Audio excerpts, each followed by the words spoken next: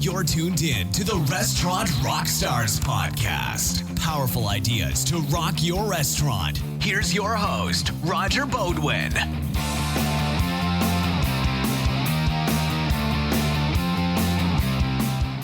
Hey guys, welcome back to the Restaurant RockStars Podcast. It's Roger, and once again, I thank you very much for tuning in. I don't need to tell you, this crazy pandemic has made many of us shuffle and pivot and scramble for the next move. Whether you're a restaurant owner or a chef or an employee working the line in a kitchen, and you've had to pivot and scramble. Maybe you're looking for a new gig. Maybe you've had to close your place and you're looking for a new gig yourself. But you really need to take your skills to the next level. Well, in this episode, very appropriately, I'm speaking with Mr. Ken Rubin, and he is the Chief Culinary Officer of the world's leading online culinary school. It's called Rouxbe, and we're going to talk all about their online platform to take your cooking skills to the next level, whether you're at the most basic, just starting out level, or you're a seasoned veteran who's been cooking for years and years and years, and you're just looking to advance your education and get some credentials. Rouxbe is recognized by the American Culinary Federation Education Foundation and leading chefs. So they even have courses in multiple languages. So it's a really interesting episode. I'm looking forward to having you hear it. So stay tuned. Welcome back, everyone. This is the Restaurant RockStars Podcast, and we are glad you are here. These are engaging topics that help restaurants build their brands, rock their profits, deliver amazing guest service experiences.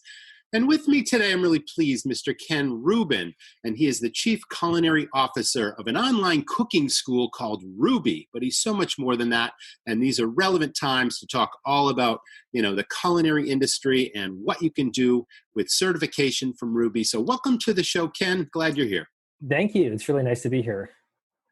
Well, thank you so much for joining us. Why don't we begin? I love asking this question because I'm such a passionate restaurant industry guy, and our audience is as well. And it's always fascinating to hear how you got inspired by this business, where your early beginnings were. Did you work in a restaurant as a teenager? Did you cook, were you inspired to cook at home with your family? I mean, where did it all start for you? Yeah, well, it's, for me, it's been a lifelong passion. I started cooking and having an interest in food when I was very, very young. My parents actually got me a knife as a gift when I was 6. Wow. I was fascinated by food. My parents lived in Europe for some period of time. I was actually born in Berlin. And my mom was raised on a farm. So we came from a family, we have a family that's very much deeply food connected. As a very young person, I had just an incredible tactile interest in food. I wanted to touch food. I wanted to stir things, hold things, smell things. My grandparents, who had a farm, was always a fascinating place for me to walk around and pick vegetables and taste things that were underripe or overripe or whatever it was. So I felt connected as a very young person to food, and started cooking. Just basically decided as a very young person that food would be my path. I didn't really know what that would become, but as a young person, I collected cookbooks. I catered my own bar mitzvah, so I went into a mode where I was actually looking, and you'd appreciate this with what you did, but I have 2 older brothers. They had bar mitzvahs. I'd made a business plan for mine and said, hey, mom and dad, I can do this and I can save a bunch of money. So why don't we work something out here? And then all through my high school years and college years, I spent time in restaurants and being connected to food that way, but really got into food as an initial point of passion. I was fascinated by food. I found that the transformative power of food, both from the ingredient perspective, what you could do with something, but also the way it made people feel. The reaction we got from it was just amazing. So for me, it's been just a real lifelong journey.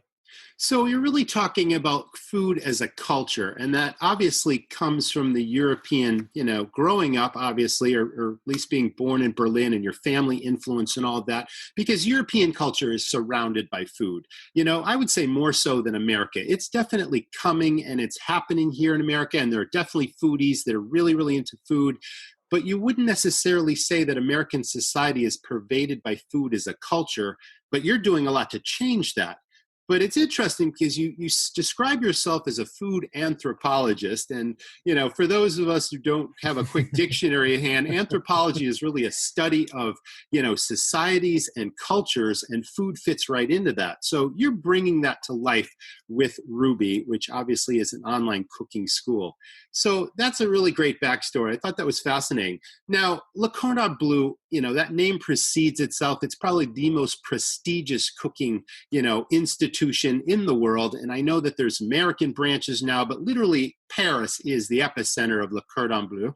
And beyond that, you had a top management position in that culinary school. You've also worked for other organizations, World Food Federation, lots of different things, which is an amazing background in and of itself. So after graduating from college, did you continue to pursue, the teaching side of things, or did you actually cook in restaurants for quite some time as well? Did you do both? Tell us about that. Yeah, so I meandered around. I started cooking in kitchens when I was a teenager. I worked in catering operations. I worked in a summer camp. I did a lot of different types of jobs within kitchens all through high school, all through college. So I always had a hand in the kitchen. I worked fine dining, small independent restaurants, a lot of catering, a lot of work also as a private chef over those years, but got interested really in food in all those different levels. So it was when I was living and working in Austin, Texas, and I was working as a cook there, and also doing some food writing, that I had an opportunity with Cordon Bleu to start teaching at one of the campuses in the early days. This is while going back 17 years now. But just really fell in love with the educational side, with working with students, with sharing my knowledge, sharing my passion. And I kind of got the bug for teaching and for using my interest in food outside of just primary food production. But, in addition to being a working cook, I spent time as a cheesemaker on a raw milk dairy. I spent time as a food critic and a food writer doing, restaurant reviews and talking about the food scene. That was in Austin, Texas. I've done lots of R&D work and product development type work as well. But for me, education was kind of the next space. So I got into what now we call brick and mortar schools, building culinary schools, teaching via these large schools. Now, of course, we can look in the mirror and see that in hindsight, there were a lot of schools. There was probably too many schools for what the market could bear. And also, I think the effect of those schools, in part, the effect of being more professional and having kind of higher dollar education and more expectations, was that the industry would change and kind of keep up with those things and pay people more and provide more advancement. A lot of that didn't really follow suit. So what we found with what I'm doing now with online with Rouxbe is we can take a lot of the advantages of people who raise their hand, who say, hey, I want to learn, I want to be trained, I want to get a certificate or some sort of education, but I can't spend those dollars. I don't want to go into debt. I can't spend the time. I can't relocate my family. There's a long list of reasons why it just didn't make sense for certain people. So I feel strongly that with Rouxbe and with eLearning more generally, people have these opportunities to reduce the barrier to their own advancement, their own learning. And it's taken some time. I've been with Rouxbe for 8 years. It's a 15-year-old company that's been in development around this online cooking space. So we're not new to this, but it's taken a lot of time to really prove out how these things work. How do you take this idea of learning something that is so based in experience and your senses and the tactile nature and the nuance of cooking, and how do you move that into an online space, which for many people is very lonely and very lacking in anything that feels human or has a flavor to it in that same way. So that was the work that we had to do, was building these programs, building content, building really learning management systems and systems that validate and verify knowledge and competency to create that backbone so that people who are in our programs had the skill that they could actually walk into a kitchen and say, okay, like, I get it. I've braised before. I've blanched before. I've made sauces with a liaison. Like, they understand those things because even though they're learning, quote, online, they're still doing it, right? They're still cooking. We still have chefs on my team who evaluate their work and provide feedback and say, hey, your hollandaise broke and you didn't specify anything about it breaking in your notes to us. And well, you should go back and do it again because you didn't fulfill the competency. So it's, all by way of saying that for me, it's never just been about the cooking part. It's always been about how do you help others? How do you get people on a path so that they're super passionate about the big world of food, all the things that are available to them? This is fascinating to me, and so many questions are flying through my mind right now based on what you just said. But interestingly, obviously in an e-learning environment, you don't have the immediate feedback of, a chef instructor behind you, tasting your food, looking at the presentation, all of that. So clearly you can present the graphic side of things through video and, okay, this is the hollandaise I just made, or these are my blanched vegetables, whatever it is, but you can't actually grade the flavor profile. Which then leads me to my next question, which is this it's an art form, okay? You could say it's an art and a science, but it's really an art, and it's really a talent that can be developed. But would you say that anyone can develop a talent for cooking with the right instruction, or is it really more than that? It's something that comes deep from inside. It's innate. It's you either have it or you don't. And I might be totally interested and passionate about becoming the next great chef, but I might not just have something extra besides going through a class and getting the skill set. Does that make sense? Like, how does that translate for most students? Yeah, I think it's a great question. I think it's actually kind of a deeply human question about,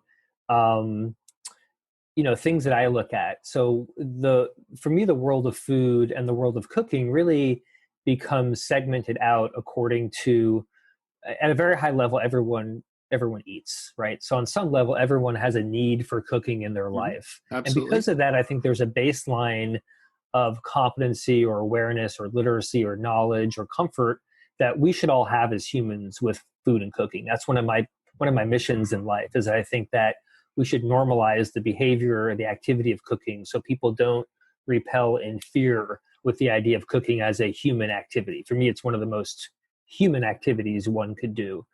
So they're on some level, but that's not about being a chef. That's about being able to feed yourself and comfort yourself and work within the economy or the health concerns or the flavors that you like. It's about knowing 5 or 7 dishes. It's not at all about how inspired you are to manage a restaurant. On the side of industry and on the side of like what makes a culinary professional or cook or chef really stand out, on that side, I really do agree. It's a lot more than just the technical ability. Like I can train a lot of people to do a technical thing according to a certain standard or whatever. It doesn't make it aesthetically jump off the plate or appeal to someone the same way as someone who has a passion, a grace, a touch, all those things where there's a certain embedded aesthetic and a competency that doesn't just come with the technical ability, but comes with a certain perspective of expression or something like that, right? So, and that's a much different thing. And just because you can do that doesn't mean you can run a business, right? Those are all separate skills as well. So just because you have that flair doesn't mean that naturally so many people are going to show up and eat and you're going to be successful. Like all these things need to be kind of pieced together.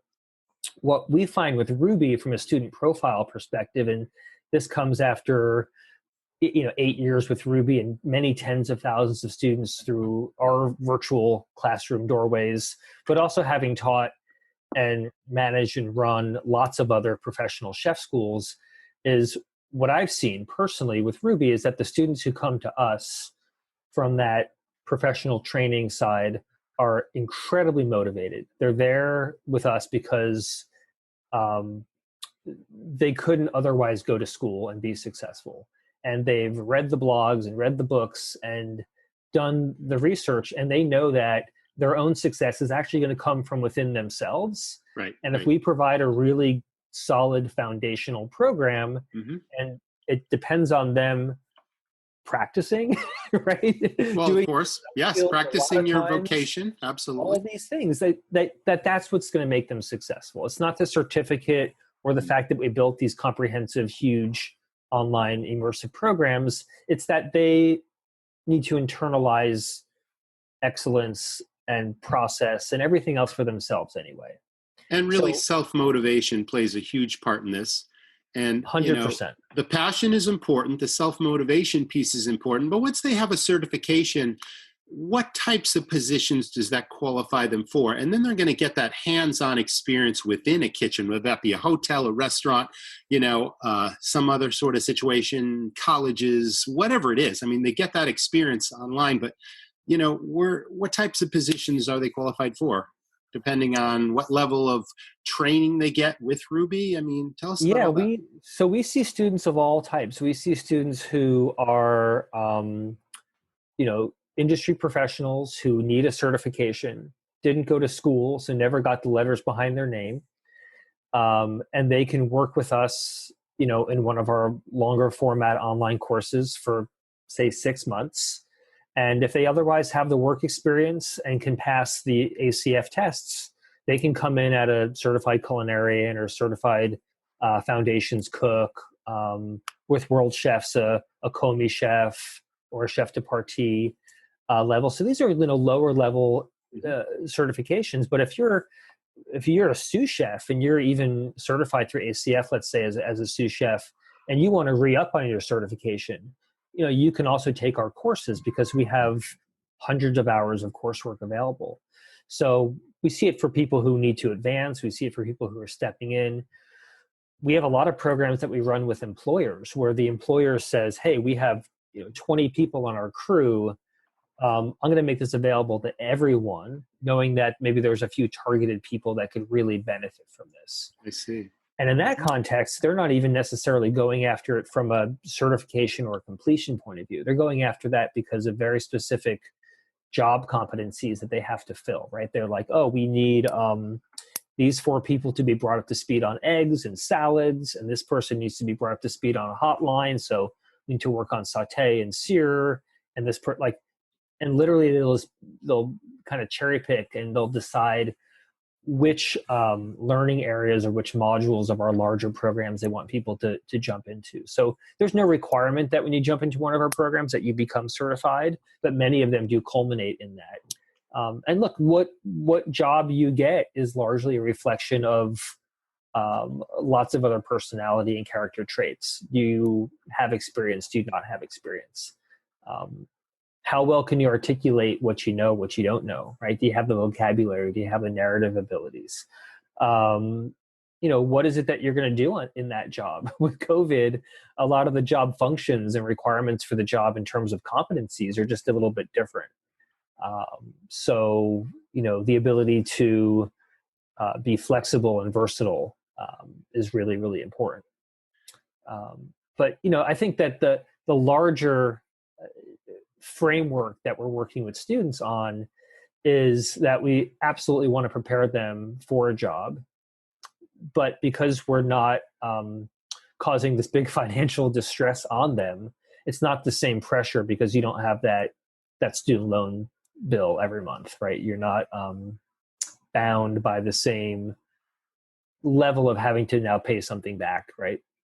Well, the times are certainly highly relevant for Rouxbe, especially since, so many colleges and learning institutions, the bricks and mortar that you talked about right now, are literally closed and doing the remote thing anyway. So interestingly, I want to ask you a couple of different questions, but let's talk about the comparable quality of the education. You've already told us that you put so much into this training platform and you've covered all the bases.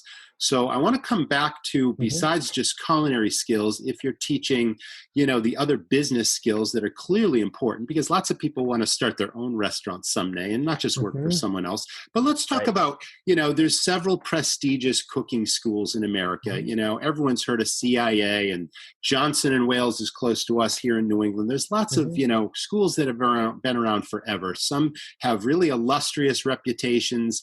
And I guess I'm curious from your perspective, being, an expert educator, not just a chef, if you feel that, that level of education sets people apart, or does it really give them that much more of an advantage? Or can someone still rise to the upper echelons of this business without a top-notch education like CIA or something, simply by applying themselves and their passion and to the Rouxbe platform? I mean, they can go anywhere, can they not? I mean, yeah, I think the answer is all of the above. I think that I look at my career and I look at all the amazing people that I've had an opportunity to work with who were CIA trained or even faculty at CIA or Johnson & Wales or the Cordon Bleu or the Art Institutes or some of the amazing community colleges or technical colleges that we have in this country. And, the talent's astounding, but I think there's no clear line or there's no magic bullet that says if you do these 3 things, then you're going to become this in the food world. Right. So I've worked with chefs who I loved working with, who were amazing mentors and had amazing knowledge to transfer, who didn't do any of that stuff. They just worked their way up. They just had some great jobs and some great teachers. They never spent a day in school in their life learning to cook. It was just all the kitchens. They were eyes and ears open.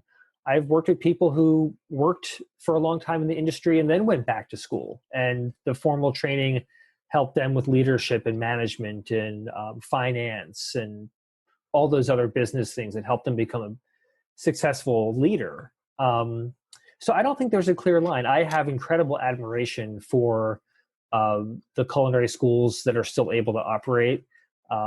It's a very tough business. It's a tough market to be in. Yes, it's it is expensive to run. The cost is high for students, as I indicated before. Sometimes, I would say disproportionate to what the industry might afford them of.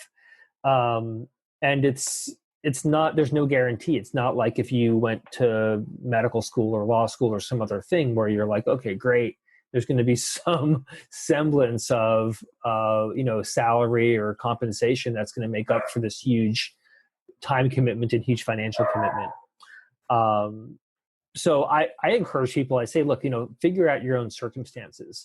If going to CIA or Johnson & Wales or top flight, even community college is what you want to do, that's an amazing experience. That's an amazing value for you that has community and networking, and do it. Like if that's the thing that you want, if you're really drawn towards and want to do. If you want to just go work in the industry, go do that too. Where I'd like to situate Rouxbe is almost someplace in between to say, hey, if you want to get a really amazing education that's been tested by tens of thousands of working cooks all around the world. We operate programs in multiple languages for some of the top employers. We even work now with community colleges and culinary schools. You can do something that's not diving in and getting a $50,000 or $100,000 education. And it's also not just rolling the dice and saying, do I get a good mentor? I hope so. If not, this is going to suck for the next few months. So we can be supportive of that. When I look at my faculty members and I look at our instructional team and just the larger Rouxbe leadership team, it's made up of people who formerly held high-level leadership positions at French Culinary Institute, at the CIA, at the Art Institutes, at Le Cordon Bleu, at some of the best schools in the country. And we take that with a lot of pride, but we also really focus Rouxbe on the future and what's happening with the future and what the needs of students are. People don't need to go into debt to get quality culinary instruction, period. Now, whether they say, great, I want to do something online or do something on ground or do something on the job, that's a decision. We try to come in and serve all those different populations and all those different needs. So myself personally, I've been in the restaurant business for over 2 decades myself, with multiple concepts in restaurants and all that sort of thing. And I've had lots of chefs and line cooks come and go over the years. I've had some that lasted a long time, some that didn't, some that were formally trained with prestigious education, some who apprenticed with other, top chefs, some who were self-taught that started out as dishwashers and worked their way up. And this business is just so richly diverse in that way. And we've already talked about how, you don't really need that tremendous background to go anywhere. It's really what's inside of you. But I've always believed that it's tremendously important to have a well-rounded knowledge set.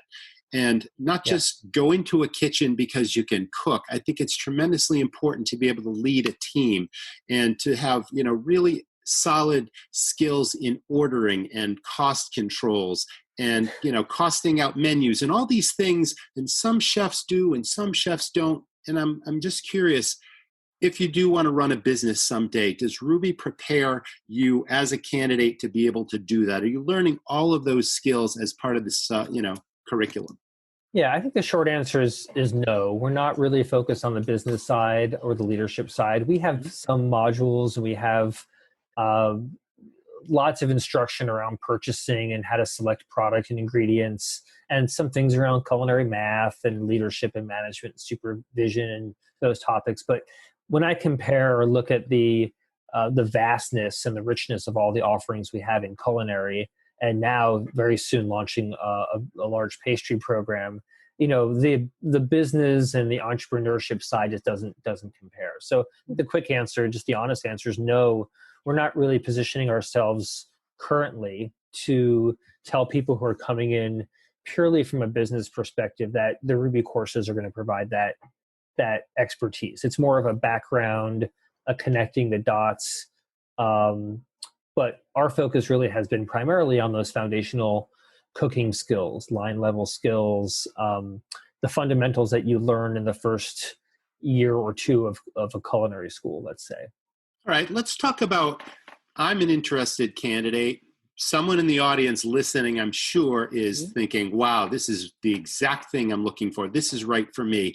Walk us through, I'm now enrolled in Rouxbe. Sure. How long does the program take? What is a typical week like? Is it a flexible schedule? Is it structured or regimented in any way? Is it at your own pace? Like, how does that whole thing work? Yeah, how does online learning work with Rouxbe? So we have a variety of different programs. They're very flexible.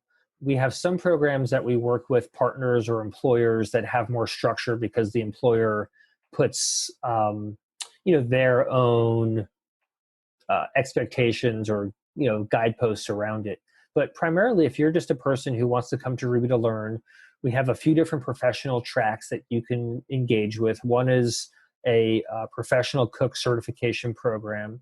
These are all these programs I'm referencing for individuals are right at that $1,000, just over $1,000 type price point. It's a 6-month intensive program where people report back that they're spending on average about 10 hours a week during those 6 months online learning with us. So it's asynchronous during that 6 months, meaning you can log on 2:00 in the morning, spend a few hours watching videos. Right. You can then 3 days later come back and do some cooking activities and then go on vacation for 10 days and then come back to it and work every day for a week, if that's what you want to do. So there's no requirements within that framework of, on Monday you have to log in at 10 and do this thing and that night. But there is a sequence and a cadence and an expectation with the way we design the course that you have this kind of 6-month intensive period where you're going to do all of your interactive work, all your engagement work, all the things that require a chef instructor to provide feedback, let's say. So from an actual learner perspective, you're going to log in, you're going to get to a dashboard page, you're going to then click on that page into essentially what looks like a syllabus view. So it's task by task. One of our professional courses, like the Pro Cook certification course, might be over 400 learning tasks that you're going to do over those 6 months. We also have a plant-based professional course, which is very much comparable to the Pro Cook. It's been incredibly popular. The explosion of plant-based, the explosion of health, the explosion of people just being aware that they have special dietary needs or special dietary wants. So we, about 5 years ago, launched the first ever online professional plant-based certification for chefs. It's been incredibly popular. So we also have that program that runs into very much the same type of program where it starts with foundations, how to hold a knife, how to heat a pan, moist and dry heat cooking, developing flavor, ingredient selection, these sorts of things. But, when students are in our programs, they can expect to spend 2 or 3 days a week doing cooking activities, either practice activities or activities where they're quite literally going through some exercise, which could be a sensory exercise, a technique exercise, an activity based on a recipe or recipe set, and providing evidence to my team, to our team, on their ability to perform a certain competency. So just as an example, we get into this whole thing because you're right. I can't physically taste the food to say, oh yeah, like your acid was off or your sugar was off or whatever it is. Yeah. But there's a ton we can tell based on the way they write and the images that we see. So one activity that we do that we actually really enjoy is an activity about flavor development, and also has some temperature control and some other kind of associated learning. But it's about sweating garlic and the difference between sweating garlic properly, low and slow, where it takes on a sweetness and a mild cooked character, but very pale color, versus garlic that's aggressively toasted and then eventually becomes bitter and dark. So we actually have students go through the activity where they like do it the proper way with sweating, and then we have them do it wrong with too much heat and too much time. And then they make a solution out of that garlic with some water, and they're going to drink it. They're going to take a photo of the light one next to the dark one. They're going to drink it, and they're going to give us a sensory evaluation of what the end result of the execution of a technique that depended on temperature control and this ingredient, the outcome of that. So again, we're dealing on some higher order thinking here. We're not just saying cook garlic over low heat for 1 minute, cook garlic over high heat, tell us what you think. Like, we're getting into a pretty elaborate psychology here. We're getting people to understand that visceral bitter response that you can't get out of your mouth easily is the result of the misapplication of heat and temperature control during this technique. And here's why that technique is special. Or we do something in a similar way when we teach submersion cooking, where we actually have students go through with broccoli and cook broccoli at 3 different levels of doneness based on duration, and then literally, bisect that broccoli piece so we can see the inside of the broccoli to various degrees of doneness. And then they're giving us a sensory evaluation on each, but we can also visually see the color of each and the delta cooking, essentially, the inside out or the outside in. So when we get that kind of a reflection and that level of detail from students, we're getting a lot more from them learning wise than I ever would have gotten from a student walking up to my grading desk as a chef instructor on broccoli on submersion day and say, hey chef, here's my broccoli, and like walking away, right? This is like showing deep thought about the subject, practice thought about the subject. And they're going to get a personal response back from one of my chefs saying, yeah, like you nailed it. You not just now understand how to articulate some of the differences between time and temperature and the doneness of the broccoli, but you also for yourself have made a personal judgment, a discernment about, well, maybe you do like broccoli that's more cooked. Maybe you've been eating broccoli too undercooked this whole time for your own personal taste. Now, that can all be discussed whether you do that or not for a guest, but for the person to have the aha moment going, holy crap, I've been undercooking my broccoli because I thought it was the cool thing to do, and I actually like it softer, tastes better to me, or whatever. It's a huge moment for them. They're like, wow, I've never actually tasted it side by side 3 different ways. That's an excellent response. In fact, that really takes it as close as you can get, and it may even take things above and beyond a personal experience as if you were in a brick and mortar cooking school. I think you've taken things to another level by forcing the e-learning situation to be as productive and as skill developing, and giving them all the nuances and the flavor profiles and understanding what the end result should be, and asking them, does it meet the standard? I think that's wonderful. Yeah, so we're asking them to turn their brain on and not just be a robot and say, well, the recipe said to cook it for 4 minutes, so I'm going to cook it for 4 minutes. Like, come on, that's not the way it works. If the broccoli floret was a little bit bigger, a little bit smaller, where the water temperature was 15 degrees difference, it's going to change the way that cooks. So let's think about this. This is a very real experience we're having. There's a lot of variables. It's not even so much for us about the outcome being perfect. It's about the student's ability to articulate what the heck happened, what went right, what went wrong, what they would do differently. Can they identify that something went wrong? Like, that in itself is huge for us. So we literally have a team here of chef instructors, many at the master's degree or even doctoral degree plus, and that's their job. Their job is to develop instructional materials and programming that kind of gets under the skin of a student so they understand that this is not just about showing us a square knife cut or a piece of browned meat or whatever it is.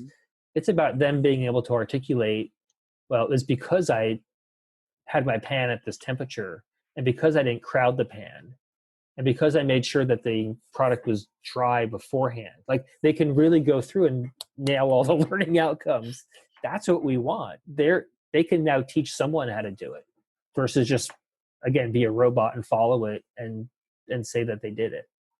You know, it seems like it's becoming more and more dangerous all the time being in this business with, food allergies and celiac disease and people having really dangerous reactions to things that are purely accidental in the kitchen. Unless you've got a completely dedicated gluten-free facility, things do get cross-contaminated. The whole food safety issue is so stringent today.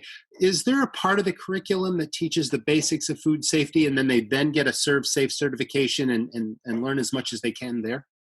Yeah, so great question. Yeah, food safety has become incredibly much more top of mind for people with COVID, of course. And, we did relaunch or redevelop a COVID-specific food safety course that we offered for free, still offer for free for the industry.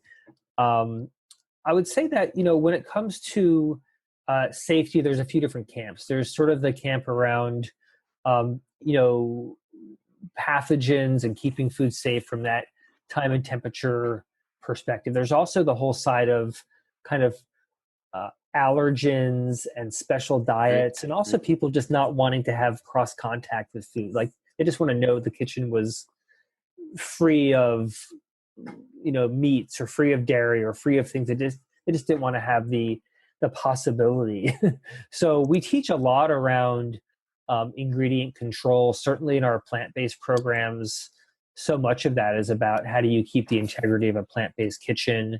How do you work within the confounds of that space? Because a lot of people come to that because it's an allergy. They have a dairy allergy or an egg allergy. And a lot of them are also just more food sensitive or food aware generally. So they say, yeah, I want to try what it would be like to be gluten-free for a month and see if I feel better. Or I want to try to do less salt or reduce my intake of certain types of other foods. So I think that, there's that perspective too. It's not just a straight safety, but it's like, how do I otherwise show some, exert some control over my food environment so I feel comfortable, so I feel safe, not just the kind of the true food safety. The kind of ironic side about the whole elevation of people's awareness about food safety and food handling and everything else, especially with restaurants being completely devastated right now, frankly, is that the core foundations of the safety hasn't changed. I mean, I look at the rules around COVID, and a lot of it really has to do more with employee safety around transmission versus the pathogen itself. Because the pathogen itself dies when you apply all the same warewashing and all the same sanitation standards and washing your hands and hygiene standards. Like, that didn't change. It became more stringent, more eyeballs on it, more supported, more understood. but it's not like those rules changed. We all know that certain temperatures, certain solutions are going to kill that. I also understand that you have a multilingual e-learning platform and multiple languages here. Does that mean that you have chefs on board as well that are multilingual? How does that all work? I mean, I think I counted 6, 7 different languages that these programs are available in. So we have some consumer programs that we've run with some of our partners in as many as 16 languages, 16. Mostly for home cooks. Yeah. But our professional programming resides with our enterprise employer programs. Mm-hmm. We have that, not all of our programs, but our 2 largest core programs, we have operational in 5 different languages. So because our partners, global hospitality partners like Marriott or Four Seasons or Hyatt, because they have operations globally, the Middle East, Asia Pacific, Latin America, we built those core products from a content and from a software delivery side to be suitable for all those languages. So that was a big lift for us as a company to figure out, number one, these are enormous learning programs on their own. They're 100+ hours. Yes. Video, text, assessments, certifications, Q&A, discussion boards, all these things. So then how do we take that and operationalize it in 5 languages? It was a big job. So yeah, essentially we have built the infrastructure to provide the assessments, the chef support, and then also the customer service support, which at some point becomes pretty predictable. Like we know there's 100 questions, how they break down roughly once you start getting enough volume. So we know what questions we're going to get primarily. There's not a lot of curveball questions. So we can preemptively create support pages and troubleshooting pages, or even things like reporting bad translations when the translation doesn't make sense to the end user. So we can automate a lot of those things and make it a little bit easier. Wow. Versatility as well as productivity. That's tremendous. And we with the multiple language option, it was important for us on a user experience perspective that we were recognizing that a lot of people really identify as being bilingual, bicultural. So it's not like I want to buy, quote, hey, I need to buy this many Spanish language versions for my team and this many English language versions for our team. And then all of a sudden you're haggling over, well, we had 6 Spanish and 9 English, and who goes where. All of our programs are designed to be completely toggled between those languages. So the user just gets the program, and then she or he decides at that moment when they're learning if they want to see it in Spanish or see it in French or see it in Mandarin.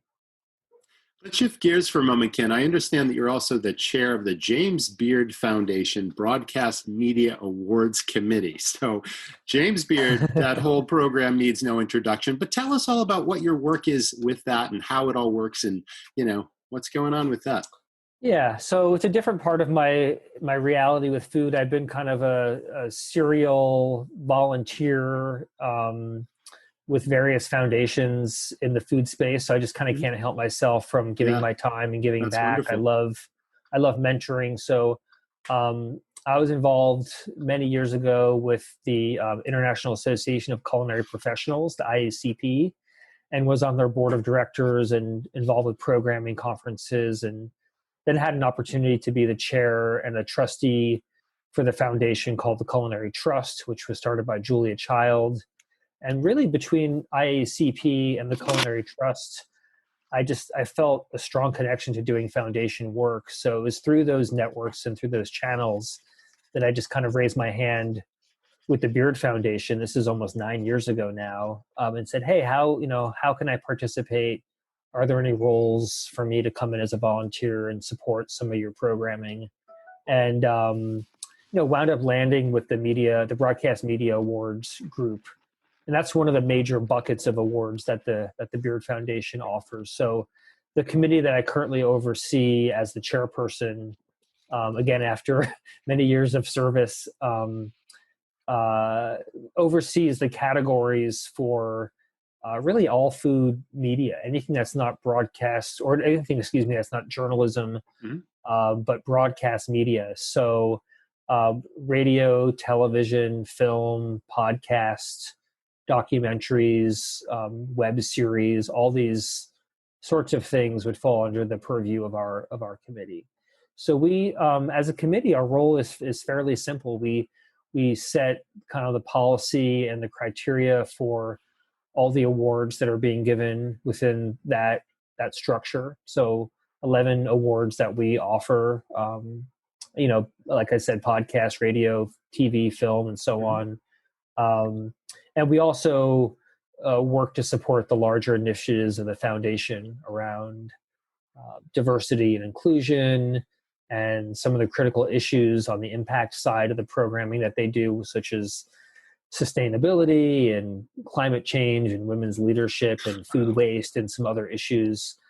So yeah, as a committee, it's amazing. We get to work with just incredible talent. We, as a committee, also manage and select all the judges for all those awards. So we have a fairly large pool of judges that we manage across those 11 categories. But it's a wonderful organization. I love giving back. I love the camaraderie I have with my colleagues. The amount of learning and education that I get to have by being a part of the group is maybe a little bit selfish at times. I feel like I can just join a meeting and listen to people and just learn a ton. But I love the giving back part. Really, really important to me. That's tremendous. I mean, this industry is based on giving back as well. It's a passionate industry. During COVID, there's been so many examples of restaurateurs that are challenged themselves, reaching out to help their fellow restaurateur, help the industry, help the employees. I mean, I've seen just numerous examples of that. So I totally understand, that side of things. So you're to be commended for the work that you do there as well. That was a tremendous time talking to you, Ken. I really enjoyed getting to know you personally and your background and talking all about Rouxbe. So audience, if you're interested, you can go to www, and I'm going to spell it for you, www.rouxbe.com. That's www.rouxbe.com. And once again, Rouxbe is recognized by the American Culinary Federation, Education Foundation, and World Chefs, and it's a wonderful education, and I'm really happy that I learned so much more about it today. Thank you so much for joining us, Ken. Thank you much. Been a real honor. Thank you. That was the Restaurant RockStars Podcast. Thanks so much for tuning in, and we will see you in the next episode. Well, guys, that's a wrap on episode 224. Hard to believe we've been at this now for 5 years. But I really appreciate that you're enjoying our guests and you're enjoying our topics. We've been getting a lot of great feedback from our audience lately. So if you like what you're hearing, please leave us a review on iTunes, and we look forward to bringing you further great content. We record every single week, and lots of upcoming episodes that are really exciting, so don't miss them. Thanks for leaving us a review, and if you're having any particular challenges right now during COVID, and who isn't, why not reach out to me? My email, Roger, R-O-G-E-R, @restaurantrockstars.com. I'm happy to talk to you, talk shop, 20, 30 minutes or so, no obligation, of course. Maybe we can work together. Maybe I can help you. So don't forget, and we will see you next time. Thanks again for tuning in. Thanks for listening to the Restaurant RockStars Podcast. For lots of great resources, head over to restaurantrockstars.com. See you next time.